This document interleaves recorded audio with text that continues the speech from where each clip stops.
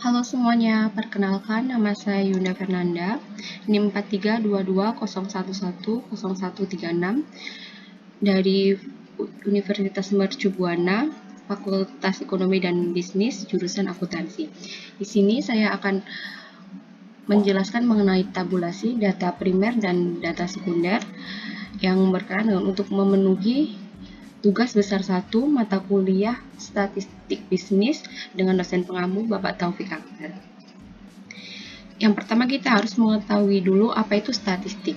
Statistik adalah suatu pengetahuan yang berhubungan dengan metode pengumpulan data, pengolahan data, analisisnya, dan juga penarikan kesimpulan berdasarkan kumpulan data serta penganalisisan yang dilaksanakan. Sedangkan SPSS adalah sebuah program komputer yang digunakan untuk membuat analisis statistika. Tabulasi data primer dan data sekunder. Data primer yaitu sebuah data yang langsung didapatkan dari sumber dan diberi kepada pengumpul data atau peneliti. Sumber data primer adalah wawancara dengan subjek penelitian baik secara observasi ataupun pengamatan secara langsung. Sedangkan data sekunder adalah data yang sudah diolah terlebih dahulu dan baru didapatkan oleh peneliti dari sumber yang lain sebagai tambahan informasi. Beberapa sumber data sekunder adalah buku, jurnal, publikasi pemerintah, serta situs atau sumber lain yang mendukung. Yang pertama kita masuk untuk uji SPSS untuk data primer. Ada 5 uji. Yang pertama, statistik deskriptif. Yang kedua, uji kualitas data, yaitu meliputi uji validitas dan reliabilitas. Yang ketiga, uji asumsi klasik. Ada 3 macam, yaitu uji normalitas, uji multikolinearitas, dan heteroskedastisitas. Yang keempat ada regresi linear berganda. Yang kelima uji hipotesis, yaitu uji T dan uji F. Dan yang keenam uji koefisien determinasi.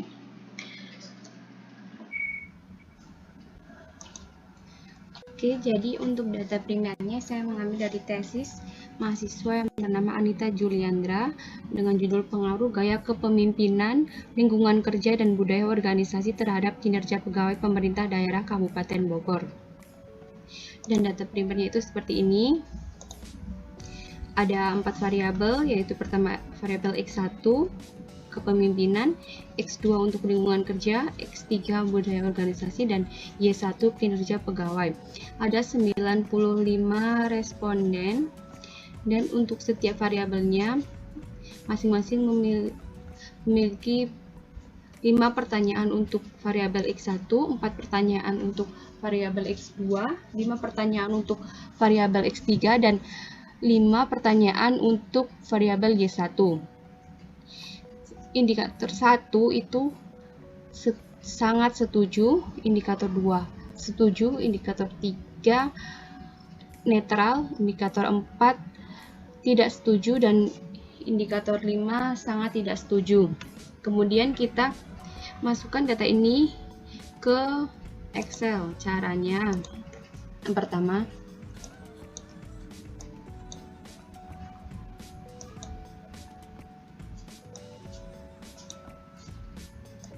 ya, kita bagi layarnya biar lebih mempermudah.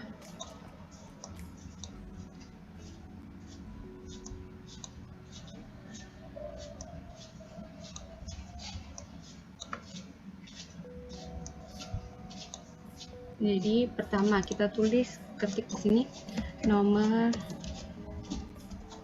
responden, kemudian untuk variabel X1.1, variabel X1.2, X1.3, X1.4, dan X1.5, kemudian total. Selanjutnya untuk variabel X2.1, X2.2, X2.3, X2.4,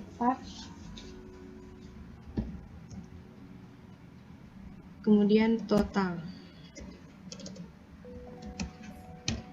Selanjutnya variabel x3.1, x3.2, x3.4, x3, x3.3, x3.4, x3.5,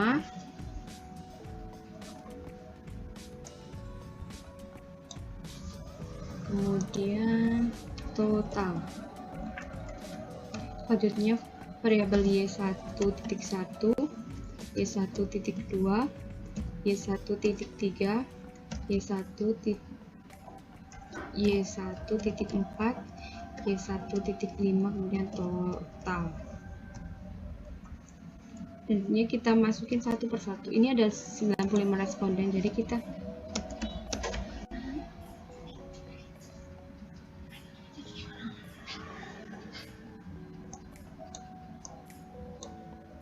sampai 95 nomor.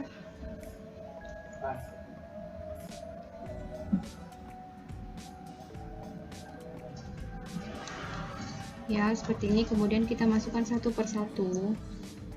Ini datanya. Untuk variabel pertama x1 5 4 5 4 5. Kemudian totalnya itu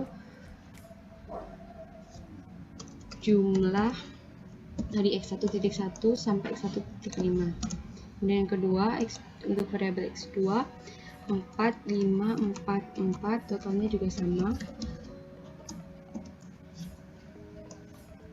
Ini. Kemudian x3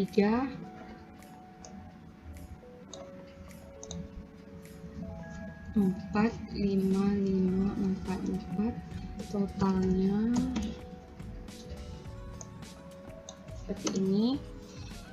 Kemudian y1 5 5 5 4 5, totalnya.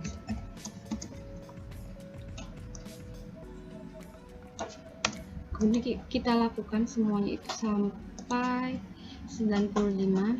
Untuk mempersingkat waktunya, saya sudah membuatnya seperti ini. Jadi nanti hasilnya seperti ini. Kemudian kita masuk ke software SPSS-nya. Kita import datanya, ke file, import data, jangan lupa untuk Excel. Kemudian masukkan datanya, data primer ya. Ini open. Oh sebentar, kita harus close di sini.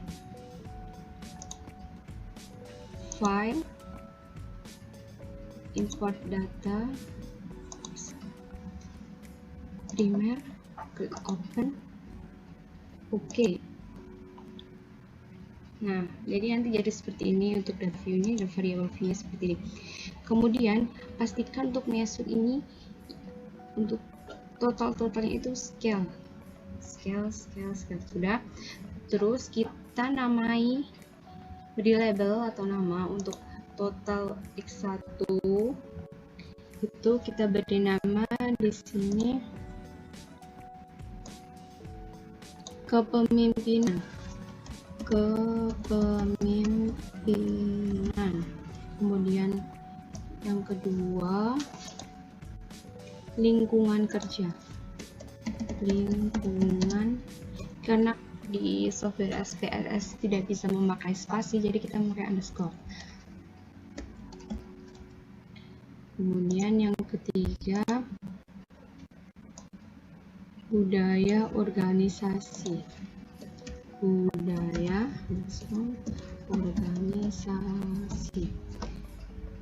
yang terakhir kinerja pegawai.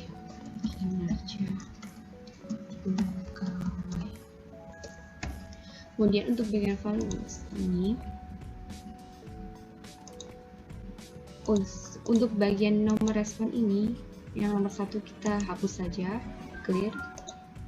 Lanjut ke values ini, kita misalnya angka 1 sangat setuju, SS kita tambahkan, kedua setuju, S kita tambahkan, terus ketiga netral, N kita tambahkan, dan keempat tidak setuju atau TS Terus yang kelima, sangat tidak setuju atau STSE. Oke, seperti ini kita copy.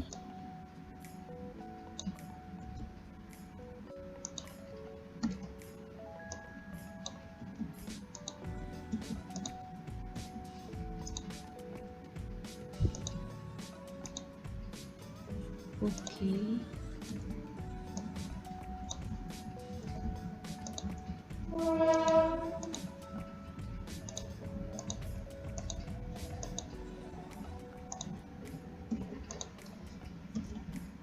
Kita lakukan hal yang sama.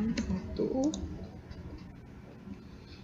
SS, 2 S, 3 N, 4 TS, 5 S, TS.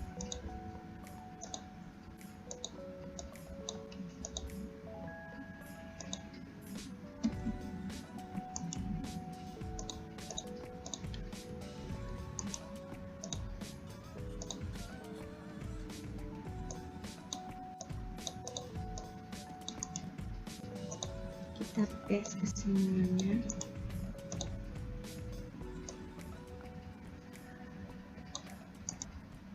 Kita paste saja biar cepat. Yes. Kemudian sudah seperti ini ya. Jadi nanti jadi seperti ini untuk data view-nya. Terus cek, kemudian tabulasi data primer dan sekundер. Data primer itu langkah-langkahnya. Langkah yang pertama, uji statistik deskriptif. Caranya kita klik analyze, terus deskriptif statistik, kemudian deskriptif. Nah, ini kita masukkan yang totalnya saja. Ini seperti ini, kemudian ini per variabelnya. Nah,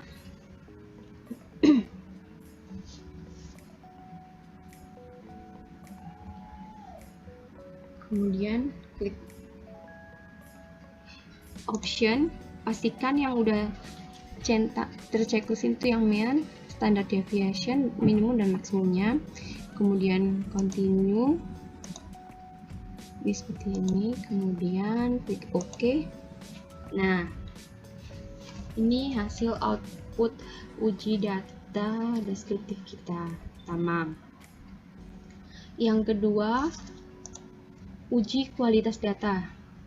Uji kualitas data itu ada dua. Yang pertama uji validitas. Caranya kita klik analyze lagi, terus correlate, terus bivariate, kemudian per variabelnya kita masukkan ini tuh x1, x2, x3, x5, x1 ini, terus optionnya pastikan ini versinya udah tercentang ya. Kemudian kita klik OK. Nah, ini hasilnya untuk uji validitas data X1, variabel X1. Kemudian kita ke variabel X2 nya masih sama.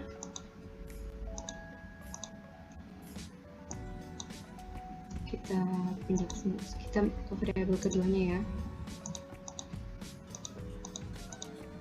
Nah, oke. Lanjut ke variabel X3.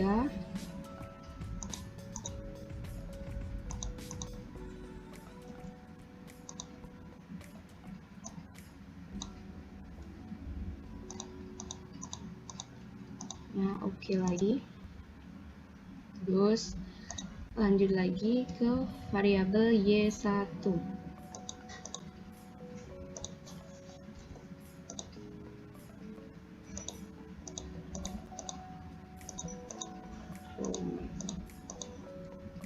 Nah, oke. Jadi seperti ini nanti hasilnya. Ya. Untuk ini namanya, hasil ini disebut R hitung. Jadi R hitung itu harus lebih besar dari R tabelnya. Nah, ini dari sini ada R tabelnya ya. Kita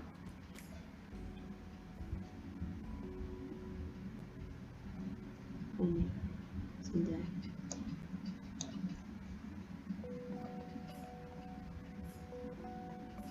Nih, ini di sini dari itu 0 harus lebih besar dari 0,1.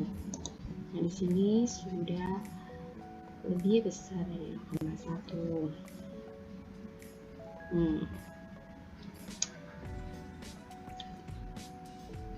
Kemudian yang kedua, uji reabilitas. Uji reabilitas, caranya kita klik analyze. Kemudian kita cari yang scale, terus reliability analysis, kemudian kita masukkan indikatornya saja, jadi yang total-total itu tidak usah. Kita masukin ya.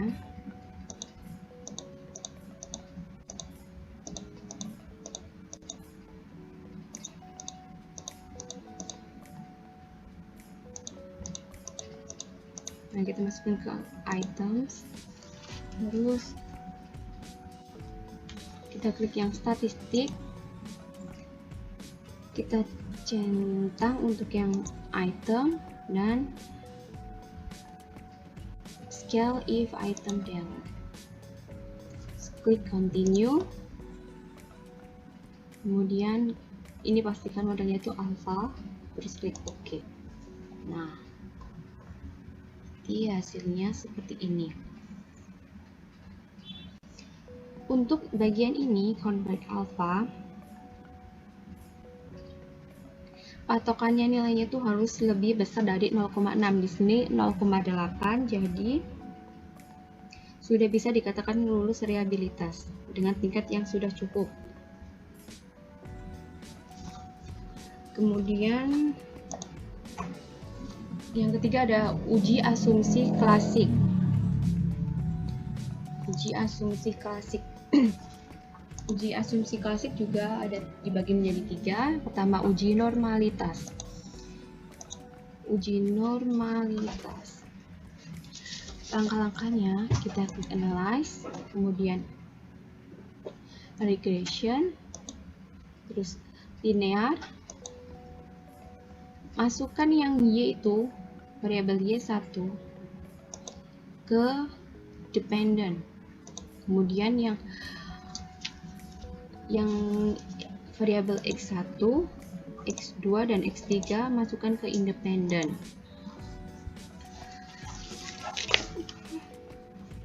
Kemudian kita klik yang statistik, harus pastikan ini tercentang ya, estimate sama model fit-nya.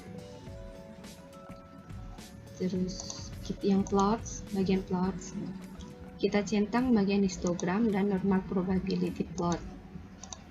Continue. Terus yang save, kita centang yang bagian ini yang standar. Terus continue. Kemudian kita klik OK. Nah, hasilnya nanti seperti ini. Ya, sorry. Ini ada regression, berdasarkan BB. Ini. Nah, ini ada diagram. Jadi, ini sudah berbentuk seperti lonceng. Diagram batangnya itu sudah di tengah, berada di garis kurva, maka bisa dikatakan sudah lulus uji normalitas. Dan juga untuk grafik normal PP plot Ini titik-titiknya sudah melewati sumbu X dan Y, yaitu ada di keluar masuk sumbu X dan Y, jadi sudah bisa dikatakan lulus uji normalitas. Kemudian kita masuk ke uji multikolinearitas. Caranya kita klik analyze lagi, terus regression,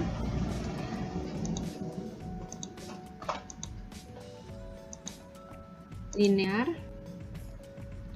terus yang statistik kita uncentang modified sama estimate, tapi kita centang covariance sama collinearity diagnosis. Terus kita klik continue, terus yang plot jangan kita uncentang ya, unchecklist ini bagian histogram dan maksud probability plot, continue. Terus yang delta kita jangan centang ini, continue. Terus oke. Nah, hasilnya seperti ini. Untuk nilai VIF itu harus lebih kecil dari 10, dan untuk nilai toleransinya harus lebih besar dari 0,1. Nah, di sini untuk variabel X1 1,3, terus 1,0, nilai VIF-nya 1,3, 1,0, 1,2 ini sudah lebih kecil dari 10, dan toleransinya 0,7, 0,9, 0,7 ini lebih besar dari 0,1. Maka bisa dikatakan tidak terjadi gejala multikolinearitas. Kemudian yang ketiga dari uji asumsi klasik ada heteroskedastisitas. Caranya kita klik analyze lagi, terus regression lagi, linear lagi, yang statistik kita uncentang yang tadi, kita centang kembali yang estimasi sama modifiknya, continue. Yang plots untuk bagian Y kita masukkan S resip, yang X Z spread,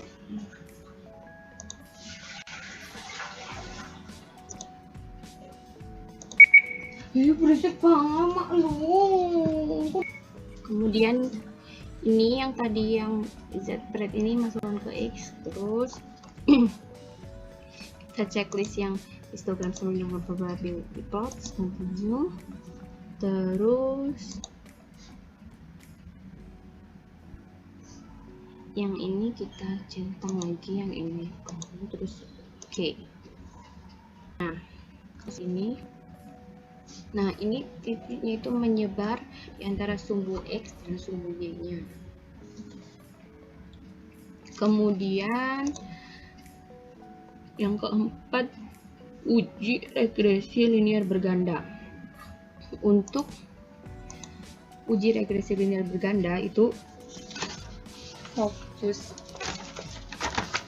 fokusnya pada koefisien ini, koefisien A, unstandardized, B, ini bagian ini ya. Kemudian uji hipotesis, uji T dan F itu fokusnya pada ini, T dan F, fokus kolom T dan F. Setelah itu kemudian yang terakhir ada uji koefisien determinasi, itu fokusnya pada R-square ini, ini yang model summary B yang R-square ini. Udah untuk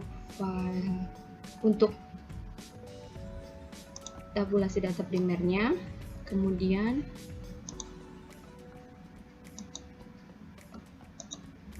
kita masuk ke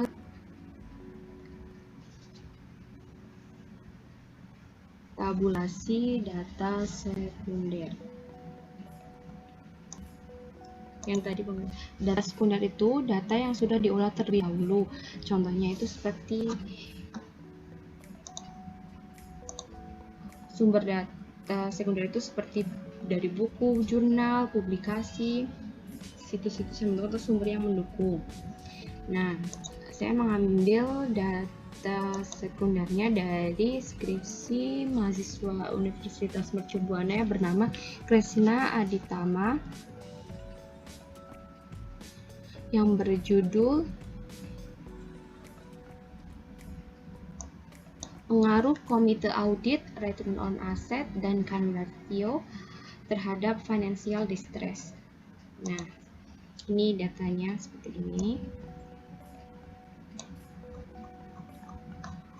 Nah, pertama kita buat di Excel-nya dulu. Caranya kita buat sini ya.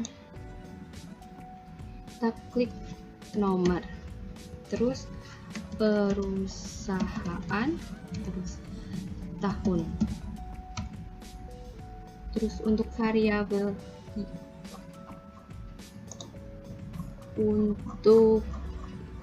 Y itu kita jadikan data dari Z-score. Jadi kita Y underscore Z-score. Kemudian X1 itu komite audit. X1 underscore komite audit. Kemudian X2-nya return on asset-nya atau ROA. X2 ROA. Terus X3-nya di sini current ratio ya. Current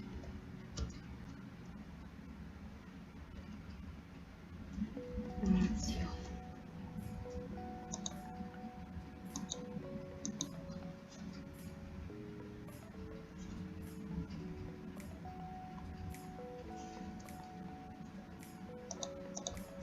Kemudian kita masukkan datanya.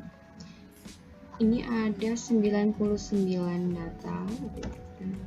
Kita bikin 1 sampai 99.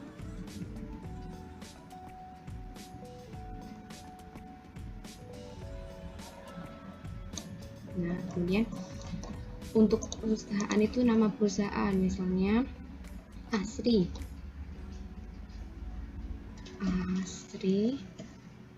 Tahunnya untuk setiap perusahaan itu ada 3 tahun, yaitu 2016, 2017, dan 2018. Jadi kita masukkan misalnya.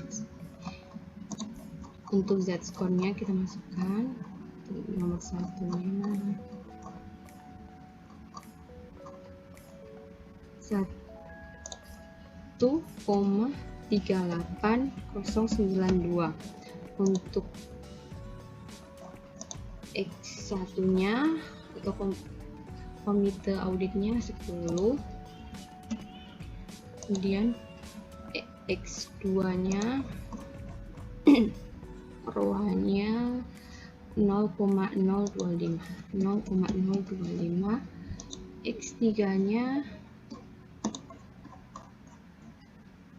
0,898. Kita masukkan semuanya 1 sampai 99. Untuk mempersingkat waktunya saya sudah membuatnya seperti ini ya.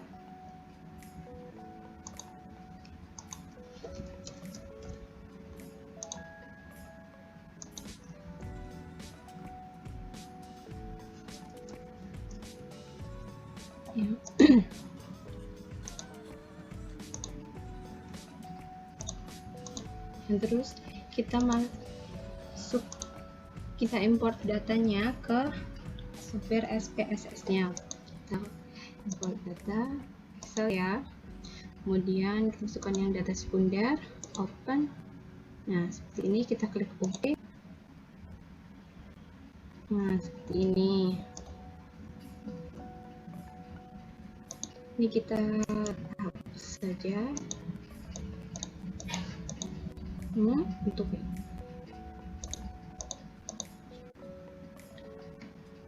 ini seperti menarik, ini string ya. Kalau yang seperti tahu itu kita string ya. Oke. Kemudian kita tulis di sini. Kita beri label x1 komite, kita beri pakai strip saja ya, komite audit. Terus yang ini x2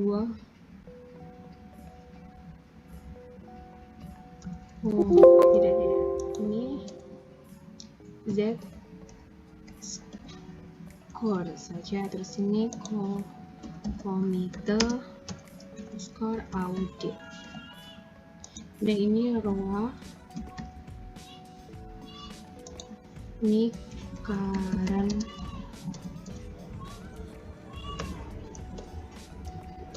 ratifikasi.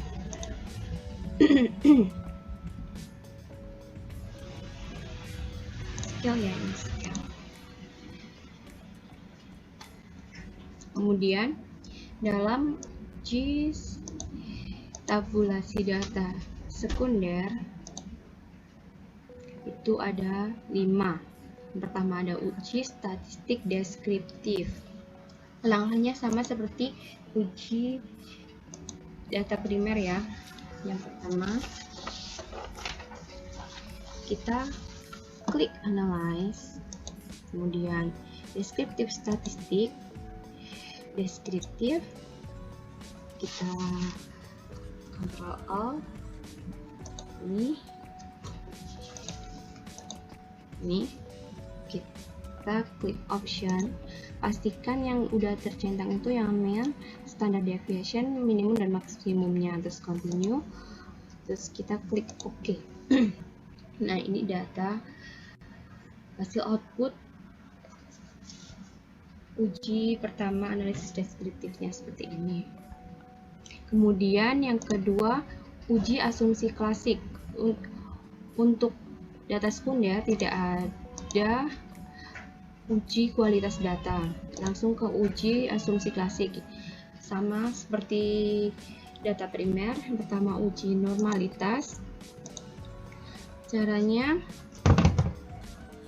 kita klik analyze, terus ke regression, klik linear, kemudian kita masukkan untuk yang Y ini ke dependent, terus yang X1, X2, dan X3 nya masuk ke independent, terus statistik kita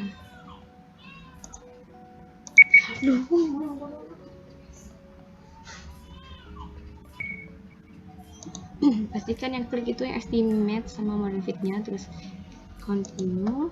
Yang plot kita centangnya histogram sama nama probability plot, continue. Yang save kita centang yang ini unstandard ini, continue, terus kita klik OK.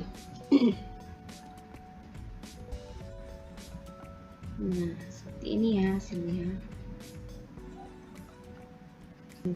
Nah, ini udah ada diagram. Untuk diagram batangnya ini sudah berada di tengah-tengah garis kurva dan berbentuk seperti lonceng, maka bisa dikatakan telah lulus uji normalitas. Dan juga untuk tabel normal PP plot, ini titik-titiknya keluar masuk dari garis kurva. Maka sudah bisa dikatakan lulus uji normalitas. Selanjutnya dari uji asumsi klasik ada multikolinearitas juga.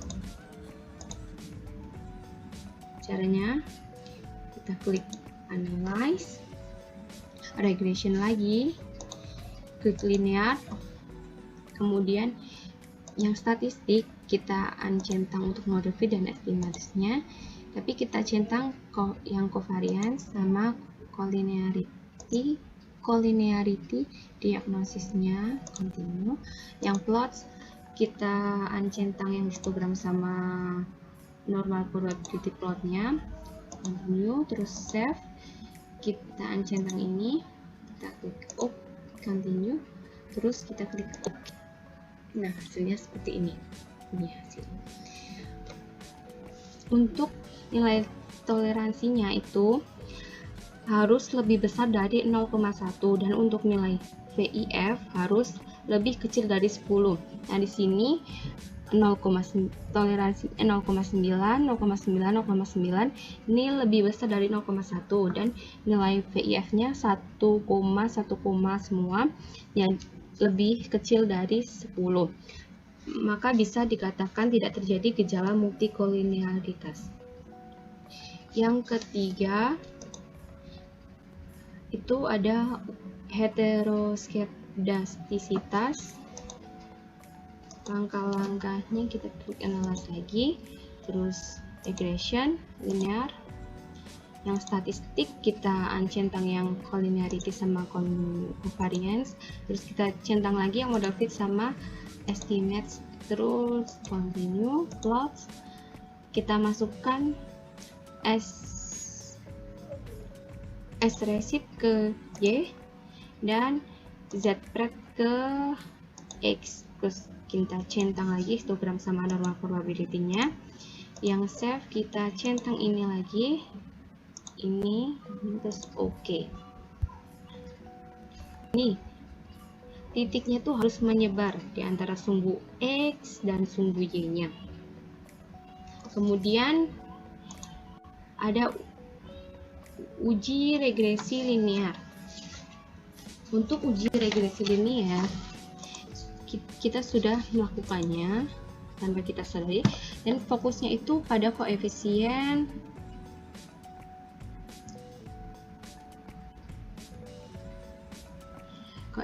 A unstandardized D ini, fokusnya pada ini.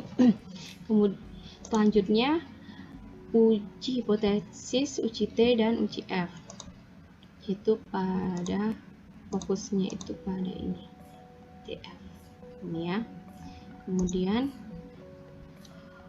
yang terakhir uji koefisien determinasi, ini fokusnya pada model summary B yang R-square ini. Nah, jadi data-datanya seperti ini. Untuk ini uji SPSS, tabulasi data primernya ini seperti ini, deskriptif, korelasinya seperti ini.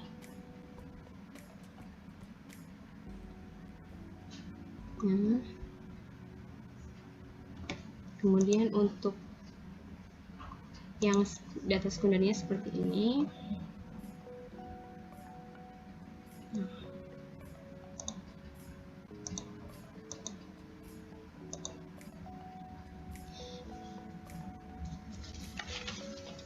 Mungkin